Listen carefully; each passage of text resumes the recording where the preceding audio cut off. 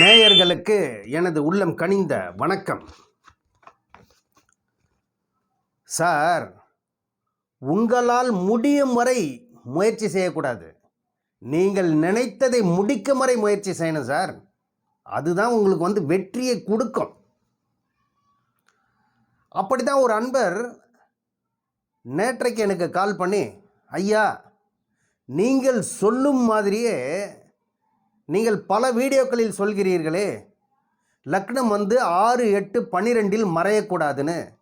என் ஜாதகத்தில் 8ஆம் இடத்துல மறைஞ்சிடுச்சையா, அப்போ நான் வாழ்க்கையில் முன்னேறவே முடியாதா?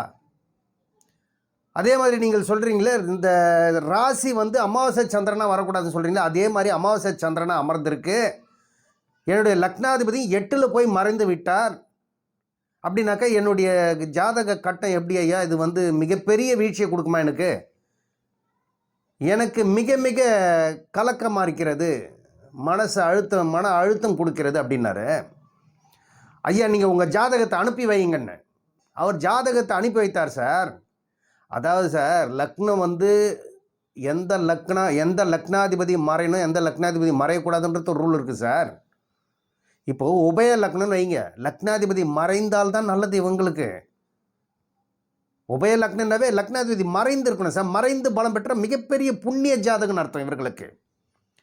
அன்பர் அனுப்பிச்சிருக்கார் இல்லையா, அந்த ஜாதகத்தில் பாருங்கள், அவர் பிறந்த நேரம் பாருங்கள், பிறந்த தேதி சொல்கிறேன் பாருங்கள்.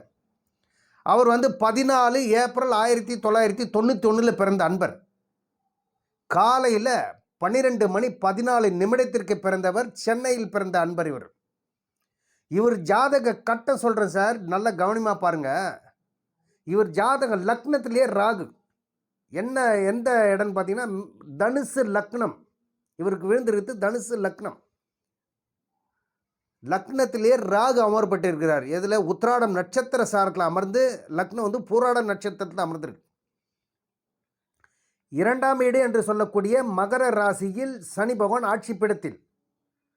3வது கட்டம் காலியாக இருக்குது. 4வது கட்டத்தில் அந்த சூரியனும் சந்திரனும் அமர்வு பெற்றிருக்கிறார். அதற்கடுத்து 5ஆம் இடம் என்று சொல்லக்கூடிய பூர்வ புண்ணிய ஸ்தானம் என்று சொல்லக்கூடிய இவருடைய ஜாதக கட்டத்தில் மேஷராசியாக வரும். அந்த மேஷராசியில் புதன் அமர்வு பெற்று 6ஆம் இடம் என்று சொல்லக்கூடிய ருண ரோக சத்ரு வியாதி கடங்கார ஸ்தானம் என்று சொல்லக்கூடிய இவர் ஜாதகத்திற்கு தனுசு லக்னத்திற்கு 6ஆம் இடம் என்று சொல்லக்கூடிய ரிஷப ராசியில் சுக்கிரன் தனித்து ஆட்சி பெற்றிருக்கிறார் சார். அதற்கடுத்து பாருங்கள், 7ஆம் இடம் என்று சொல்லக்கூடிய கலத்திர ஸ்தானத்தில் மிதுன ராசியில் செவ்வாயும் கேதுவும் அமர்வு பெற்றிருக்காங்க.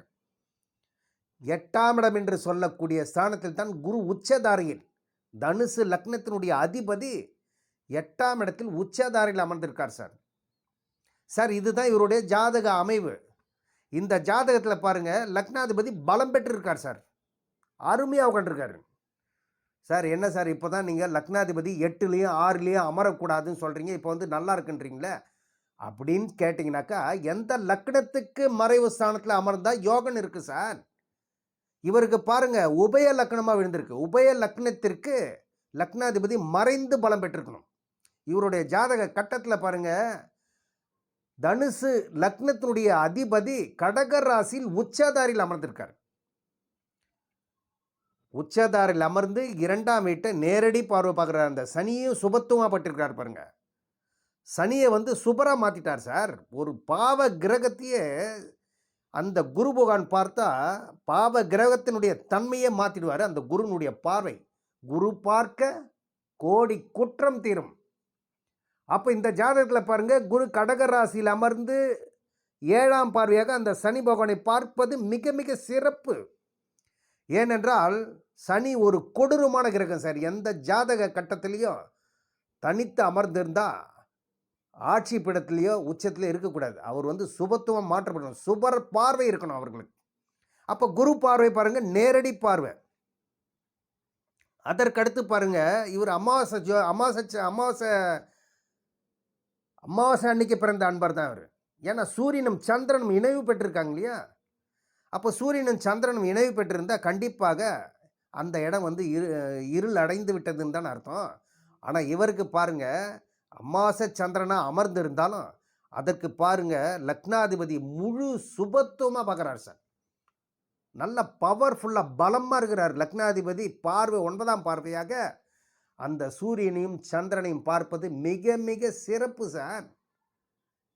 இவர் அமாவாசை அன்னைக்கு பிறந்திருந்தாலும் இருட்டு சந்திரனாக இருந்தாலும் ஒளி பெற்ற சந்திரனாக மாற்றப்படுகிறார். லக்னாதிபதி உச்சம் பெற்ற பார்வையால், குருனுடைய பார்வையால் அற்புதமாக அமர்ந்திருக்கிறார். அப்போ இவர் பயப்பட்டார் இல்லைங்களா, எனக்கு வந்து சூரியன் சந்திரன் சேர்ந்துருக்கு, அமாவாசை யோகம், அப்போ லக்னம் இது ராசி கெட்டு போச்சு, லக்னம் வந்து 8ஆம் இடத்துல போயிட்டு மறைஞ்சிட்டாரு அப்படின்றீங்க இல்லையா. இந்த லக்னத்துக்கு மிகப்பெரிய யோகத்தை கொடுக்கும் சார். இப்படிப்பட்ட அமைப்புகள் இருக்கணும் சார் ஒரு ஜாதக கட்டம்.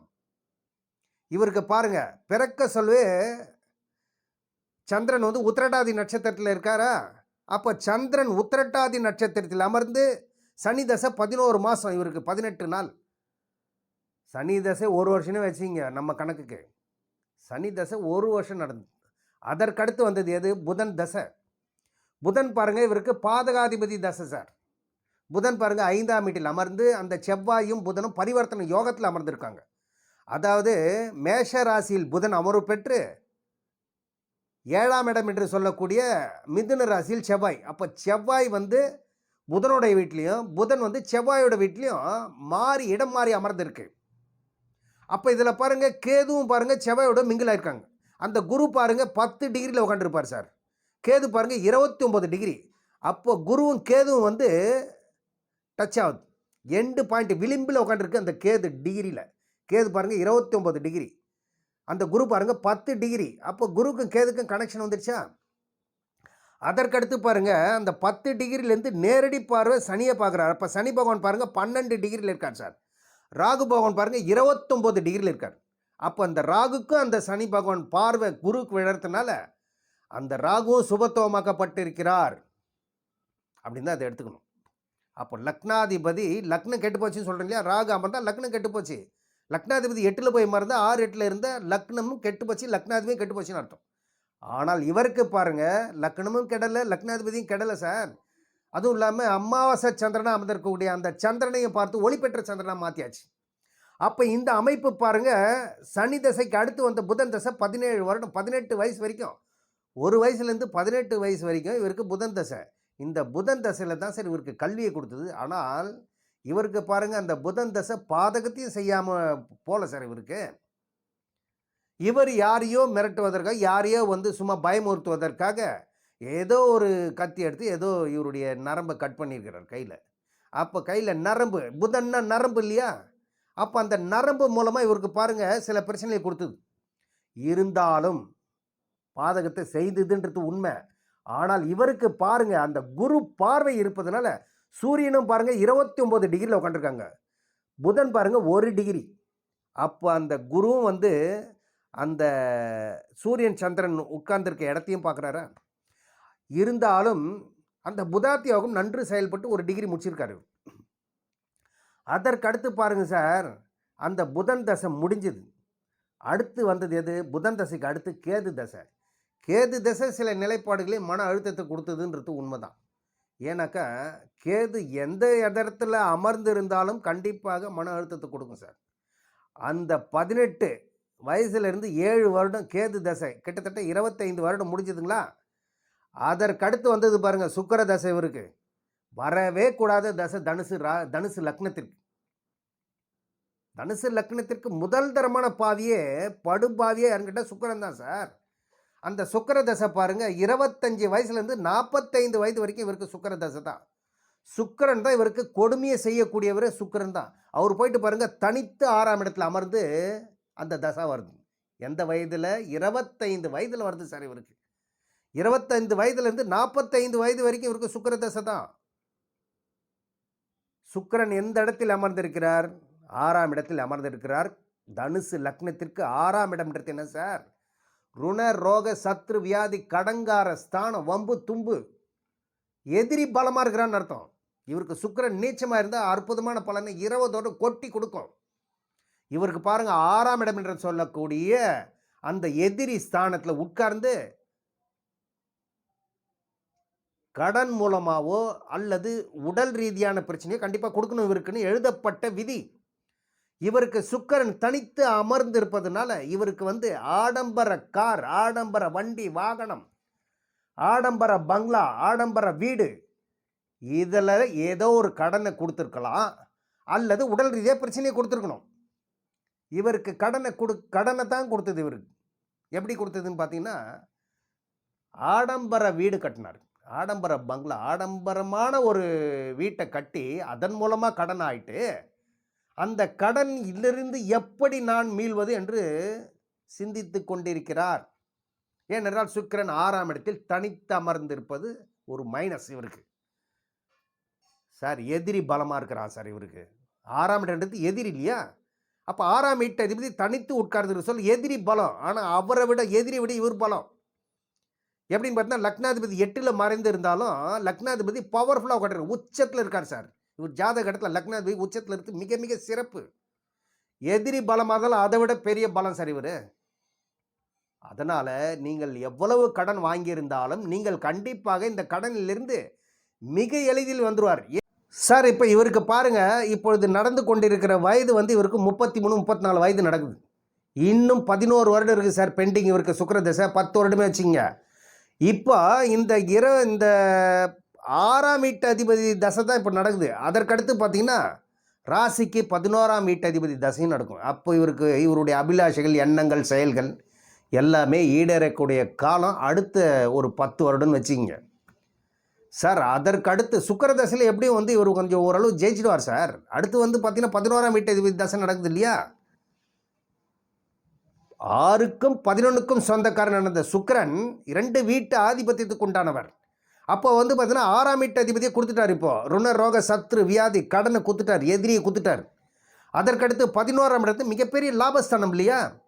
அப்போ அதற்கடுத்து வரக்கூடிய 10 வருடம் மிக சிறப்பான வருஷம் சொல்லிடலாம். அவருக்கு ஓரளவு நல்ல ஒரு காலகட்டத்தில் உட்காந்துருவார்னு அர்த்தம். அதற்கடுத்து பாருங்கள், இவருக்கு 45க்கு பிறகு வருது சார் சூரிய தசை. சூரிய தசை ஒரு 6 வருடம் அற்புதமான தசா காலம் இவருக்கு.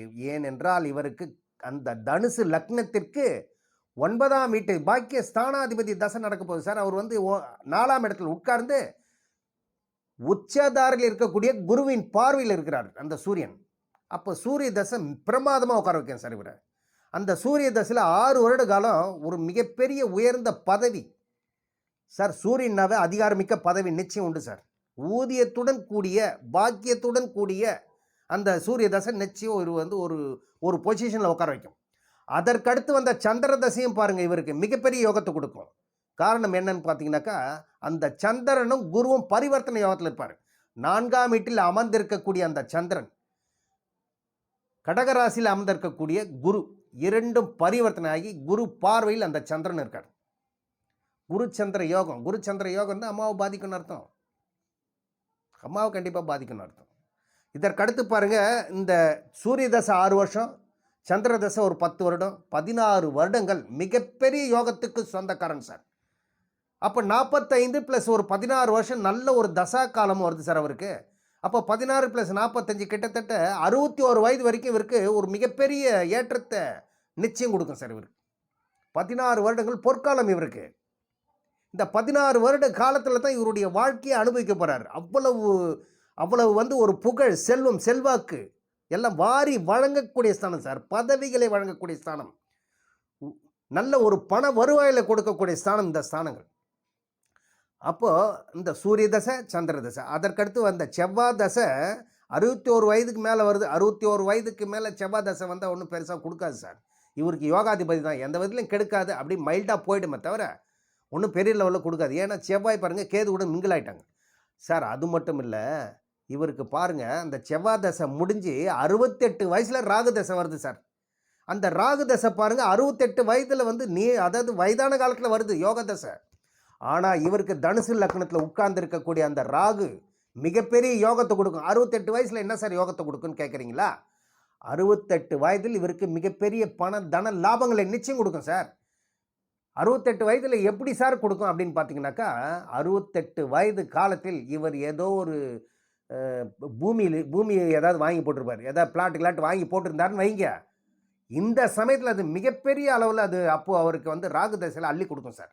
68 வயது காலத்தில் இன்னைக்கு ஒரு 5 லட்சம் 10 லட்சத்தில் ஏதோ ஒரு பிளாட் வாங்கி போட்டிருப்பாரு. அப்போ 68 வயது காலத்தில் பார்த்தீங்கன்னு வைங்க, இந்த ராகு தசை வரும் காலங்களில் மிகப்பெரிய கோடிக்கணக்கில் அந்த சொத்து போகும் சார், விலை போகும். ஏதோ ஒரு விதத்தில், ஏதோ ஒரு அளவீட்டில், ஏதோ ஒரு நீளம், ஏதோ ஒரு அகலம், அந்த அளவில் இவருக்கு மிகப்பெரிய யோகத்தை 68 வயசில் கொடுக்கும் சார். 68 வயதுலேருந்து கிட்டத்தட்ட 86 வயது வரைக்கும் இவர் வந்து ராகு தசை தான் இருப்பார். அப்போ மிகப்பெரிய யோகத்தை கொடுப்பாரா? அதுக்கு அடுத்து வரக்கூடிய குரு தசையும் நல்லாயிருக்கும். அது ஏஜ் ஆயிடுச்சுன்னு வைங்க, ஏஜ் ஆகிடும். ஆக மொத்தத்தில் இவருக்கு சூரிய தசை, சந்திர தசை 16 வருடங்கள் மிகப்பெரிய யோகத்தை கொட்டி கொடுத்து இவர் ஒரு புகழாணி உச்சியில், ஒரு புகழ் உச்சியில் உட்கார வச்சு அந்த கிரகங்கள் வேடிக்கை பார்த்து மன மகிழ்ச்சியாக வைக்கக்கூடிய ஸ்தானங்கள் அந்த சூரிய தசையிலேருந்து ஸ்டார்ட் ஆகிடுது சார். இவர் எவ்வளவு கடன் இருந்தாலும், எவ்வளவு எதிர் இருந்தாலும் சார், எவ்வளவு பிரச்சனை இருந்தாலும் இவர் எல்லாவற்றையும் மோதி பார்த்து ஜெயிச்சிடுவார்.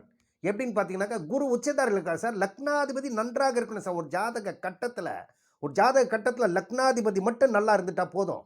இவர் எந்த விதத்திலேயே வந்து ஃபெயிலியர் ஆகவே மாட்டார். ஆனால் அந்தந்த தசா காலம், அந்தந்த காலத்தில் கரெக்டாக வந்து இந்த ஜாதகரை மிகப்பெரிய உயரத்தில் உட்கார வச்சு அருமையாக வேடிக்கை பார்த்து மன மகிழ்ச்சியுடன் வாழக்கூடிய காலங்கள் இவருக்கு கிட்டத்தில் இல்லை, மிக மிக விரைவில் இருக்கிறது. எனவே தான் நேயர்களே, உங்கள் ஜாதக கட்டத்தில் லக்னாதிபதி மறைந்திருந்தாலும் நல்ல இடத்துல உட்கார்ந்துருக்கணும். இவருக்கு பாருங்க, லக்னாதிபதி குரு உச்சம் பெற்று சந்திரனோட வீடு நட்பு வீட்டில் தான் உட்காந்துருக்காரு. 8ஆம் இடம் எதிரி கிடையாது இவருக்கு. 8ஆம் வீடுன்றது இவருடைய நட்பு ராசியான கடக ராசியில் அமர்ந்து உச்சதாரில் அமர்ந்திருப்பது சிறப்பு. உபய லக்னங்களுக்கு மறைந்து பவர்ஃபுல்லாக இருக்கணும். அப்போ இவருக்கு பாருங்கள், மிகப்பெரிய யோகத்தை நிச்சயம் கொடுக்கும் சார் இவருக்கு. அந்த தசா காலமும் 45 வயது காலத்திலிருந்து கிட்டத்தட்ட 16 வருடங்கள் 61 வயது வரைக்கும் இவருக்கு என்னென்ன தேவையோ அவற்றை எல்லாமே நிச்சயம் தங்கு தடை இல்லாமல் நிச்சயம் கொடுக்கும் சார். எனவே தான் நேயர்களே, உங்கள் ஜாதக கட்டத்திலையும் லக்னாதிபதி எப்படி இருக்காருன்னு பாருங்கள். தசா காலம் கரெக்டாக வருதா பாருங்கள். உங்களுக்கு மிகப்பெரிய யோகத்தை கொடுக்கக்கூடிய தசா காலம்லாம் வரும் சார். அந்த தசா காலத்தை கரெக்டாக பயன்படுத்திங்க. அவயோக தசா காலம் வந்தால் மிகவும் கவனமாக இருக்கணும். நீங்கள் உங்கள் ஜாதகத்தை செக் பண்ண தான் தெரியும். அப்படி உங்களுக்கு செக் பண்ண தெரியவில்லை என்றால் இந்த தரணி ரமேஷ் ராஜை தொடர்பு கொள்ளுங்கள். உங்கள் சந்தேகங்கள் அனைத்தையும் நிச்சயம் நிறைவேற்றி வைப்பார் என்று கூறி விடைபெறுகிறேன். நன்றி, வணக்கம். மேலும் நேயர்களே, இந்த சேனலை பார்த்துவிட்டு சப்ஸ்கிரைப் பண்ணுங்கள், பெல் பட்டனையும் ப்ரெஸ் பண்ணி ஆல் பட்டனையும் ப்ரெஸ் பண்ணுங்கள். அப்பொழுது தான் நான் போடும் வீடியோ உங்களுக்கு உடனுக்குடன் வந்தடையும் என்று கூறி விடைபெறுகிறேன். நன்றி, வணக்கம்.